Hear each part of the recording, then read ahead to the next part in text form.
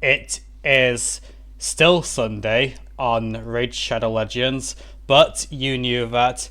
Now, Curse City has this nasty yet completely intentional habit of limiting your choice of champions to a point where you can't play with your favourite, you can't play with your second favourite, and in some way, you can't play with a champion you even knew existed in the game, so you have to get creative. And whether when I say creative or desperate, will lead you to using legendaries like Satha. Now, as I've said before, as many have said, there are no useless champions in this game, there are just some that you'll be using many more than others. So we had to do what we kind of didn't want to, but did it anyway, and that is taking Satha out of a portal, who otherwise stayed there as one of the rather underpowered Doomtower legendaries. Now, if you've been paying attention so far, you'll notice that Satha hit the first wave pretty hard. Why is that? Well, the first reason was, well, I had Hugo who was placing defense down, and we put our White King Narcissus gear on Satha, swapping out the Stone Skin for a bit more speed and crit damage. Now, Satha's actual damage ratios aren't the best. You can see them here. They're kind of one of those more defensive support HP champions instead of the ones that build a bunch of a survivability stat and proceed to then one-shot everything.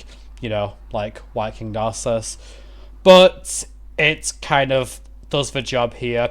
Now the rest is us just using whatever HP or supports we're allowed for in terms of the stage, which if you saw at the start wasn't many.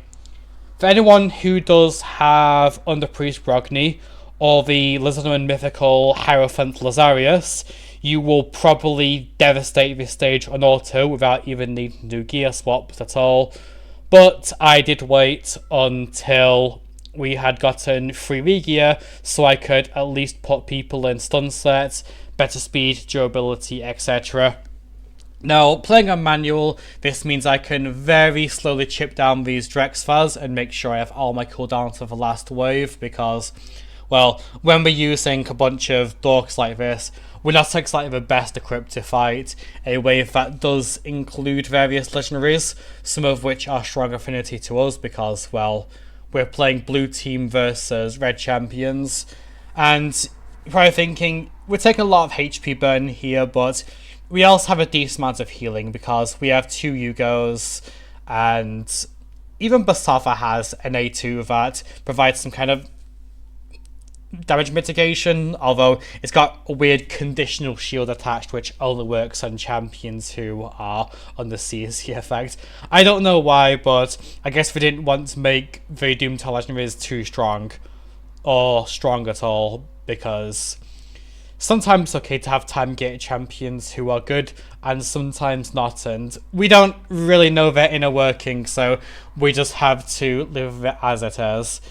I'm sure there's been countless times in a set to at least make them somewhat workable outside of, well, Curse City, but that seems to be falling on deaf ears.